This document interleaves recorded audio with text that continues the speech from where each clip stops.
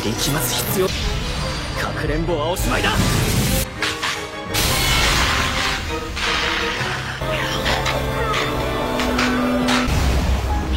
グリード黒釜だ。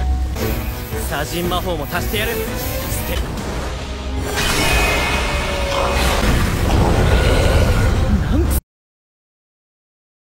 Saat di perjalanan, Fate menyindir Main yang sering makan tapi tak tumbuh-tumbuh seperti orang cacingan. Membuatnya marah sampai bahan gerobak pun hancur dibuatnya. よく食べる割に買い込んだのに、どんだけ食べれば気が済むんだ。待て。 Lalu pemilik pun membenarkan bannya, namun itu butuh waktu, dan Main diam-diam pergi ke desa yang ada di dekat sana. Fate pun mengajarnya, desa yang terlihat damai ini sangat dekat sekali dengan Galia. Mungkin ada seseorang yang kuat yang bisa melindungi desa ini. Dari sana juga terlihat bangunan Istana Hussein.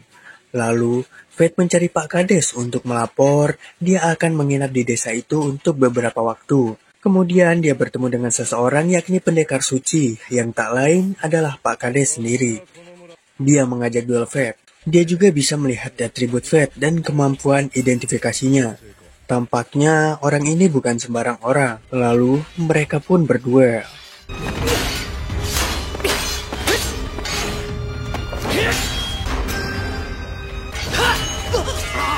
Teknik pedang yang dikuasai olehnya membuat Fate kalah. Lalu Pak Kades mengizinkan Fate untuk menginap di sana.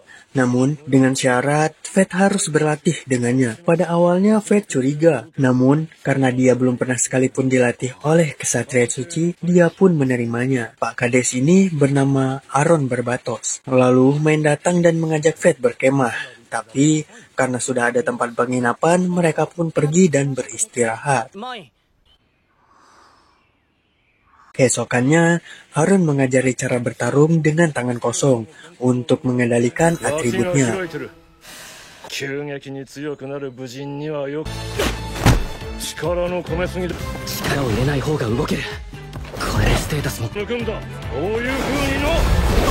Dan tak sengaja, mode setengah laparnya aktif, membuat Fate menjadi lebih lincah dan bisa menghindari serangan Aron. Ketika selesai, dia dapat mencium bau aroma monster di sekitar itu. Lalu, Aron berteriak, yang ternyata Main telah mengacak-ngacak rumah itu untuk mencari makanan. Di rumah tersebut, Fate melihat foto Aron dengan anak dan istrinya. Anaknya Aron terlihat mirip sekali dengan Fate. Mungkin itu alasannya dia ingin melatih Fate. Mereka pun melanjutkan latihannya dengan pedang yang harus ditahan Fate memakai ranting. Saat makan, Fate bilang kalau mereka akan pergi esok hari.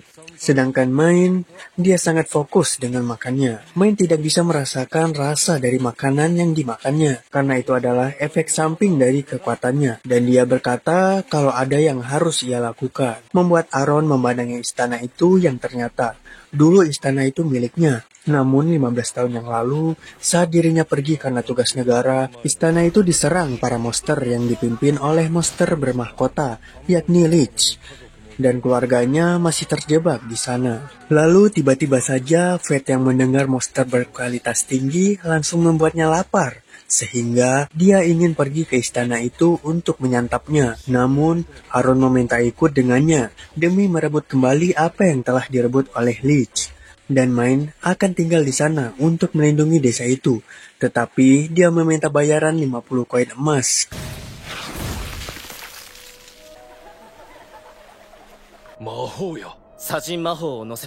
Istana itu dipenuhi dengan tengkorak hidup, dan mereka pun mulai melawannya. Setelah memasuki istana, terdengar suara piano yang berada di lantai 2. Jelas kalau itu adalah undangan dari Lich.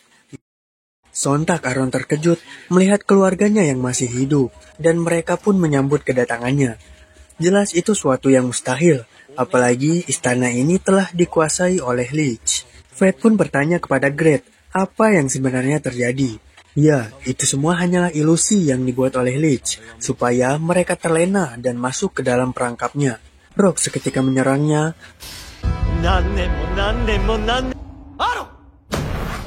Lalu Fate ingin menghabisi ilusi itu dengan sambitnya. Namun Great memperingatinya, jika dia melakukan itu ke mereka, maka jiwa yang berada di ilusi itu akan hidup abadi di neraka yang diciptakan skillnya tersebut, membuat Fate mengurungkan niatnya. Karena itu adalah keluarga Aaron, maka dia memutuskan untuk melawannya sendiri, sebagai tanggung jawabnya.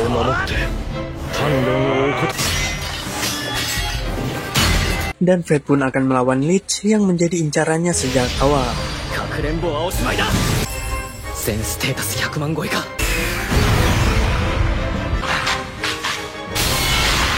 Dengan sengaja Lich mengendalikan mayat orang yang ada di sana, agar Fate tak berani menyerangnya. Akan tetapi Aaron datang dan mengeluarkan ultinya, namun itu tak cukup untuk menghabisinya. Maka dari itu Fate membantunya dengan pedang milik anaknya Aaron. Dan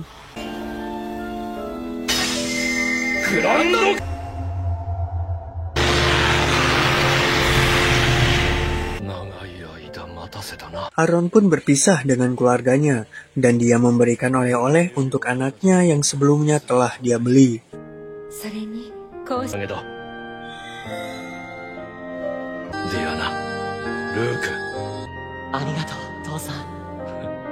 Tiba-tiba sisa kekuatan Lich ingin menyerang Aaron, akan tetapi dengan sigap Fate memanahnya dan membuat dirinya kembali normal. Karena Aaron bertarung bersama Fate membuat dirinya bisa melebihi batas level yang ia punya. Untuk itu dia akan melanjutkan untuk menghabisi sisa-sisa monster yang berada di sana.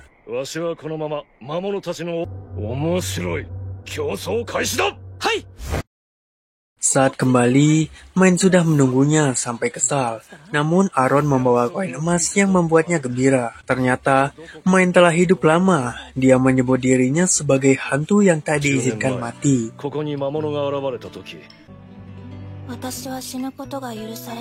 Lalu Aaron meminta kepada Fate untuk kembali lagi ke situ jika dia sudah menyelesaikan misinya. Karena ada sesuatu hal yang ingin disampaikan oleh Aaron. Dan mereka pun berpisah. Di sisi lain, keluarga Valerik menemukan batu bertuah yang mungkin bisa membuat keabadian. Lalu pelayan yang datang memberitahu kalau Hado telah tewas saat melawan Mukuro. Para pengawalnya mengatakan kalau Mukuro itu bukan monster melainkan prajurit. Sementara itu Fate mulai melanjutkan perjalanannya bersama Main. Sedangkan Roxy pun sudah sampai di desa tempat Aaron berada. Aaron mengenali keluarga Hart, dan sebenarnya dialah yang memberi nama Roxy itu. Lalu Roxy menanyakan soal dirinya yang telah mendapatkan kembali istana itu. Aaron bilang kalau dia bertarung tak seorang diri, sehingga mereka pun menanyakan siapa orang kuat yang bertarung dengannya. Namun Aaron tak memberitahu, karena Fate telah memintanya agar tak memberitahu siapapun soal dirinya. Aaron terkejut ketika dia baru tahu soal ayahnya Roxy yang sudah meninggal. Untuk itu, sebelum pergi ke Galia, Aaron ingin melatih Roxy agar dia menjadi lebih kuat. Mendengar itu, Roxy pun sangat gembira dan mereka pun mulai berlatih.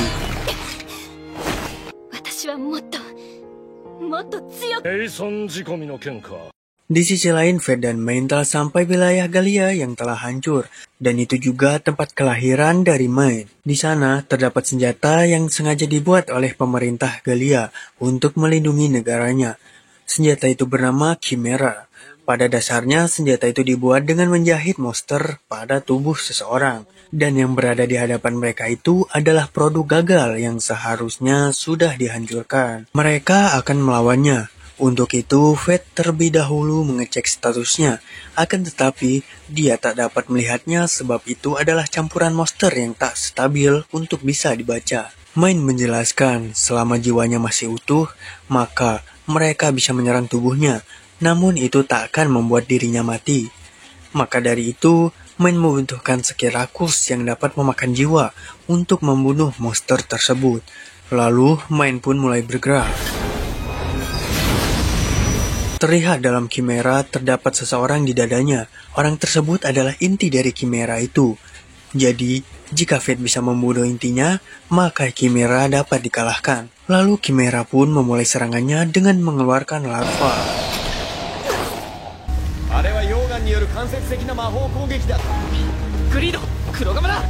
dan Main pun menahan serangannya. Lalu mereka pun berpencar.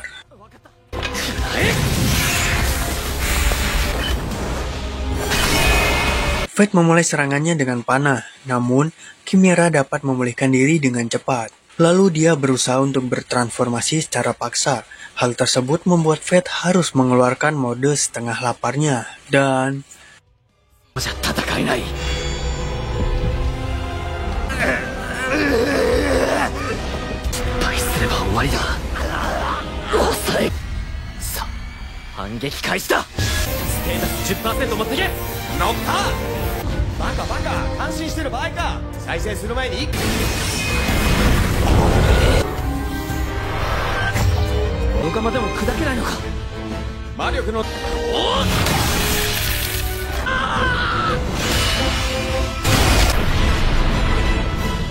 ya, Chimera kabur dengan terbang menjauhi mereka.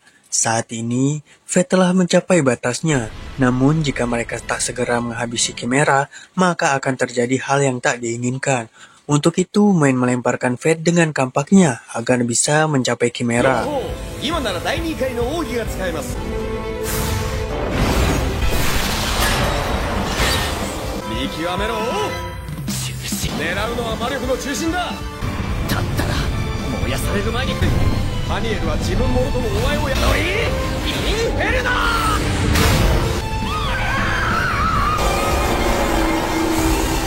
Fate pun bersedih karena telah memangsa sejenisnya.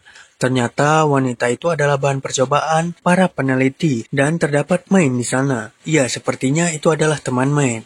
Maka dari itu, bila ada yang telah menjadi Chimera yang tak terkendali, maka Main akan menghabisinya agar tak menimbulkan banyak korban. Untuk itu, Fate meminta kepada Main, jika suatu saat dia tak bisa mengendalikan diri lagi karena skill rakusnya, maka bunuhlah aku, katanya. Great menaikkan wujud ke tingkat ketiganya, yakni Tameng. Saat ini mereka telah sampai ke benteng Babylon yang bisa menahan serangan monster. Begitu juga dengan Roxy yang telah sampai di sana. Namun, Fate merasakan aura negatif dari seseorang, dan dia berkata kalau Roxy akan mati di sini. Lalu, apakah yang akan terjadi selanjutnya? Sampai jumpa di episode selanjutnya. Bye-bye.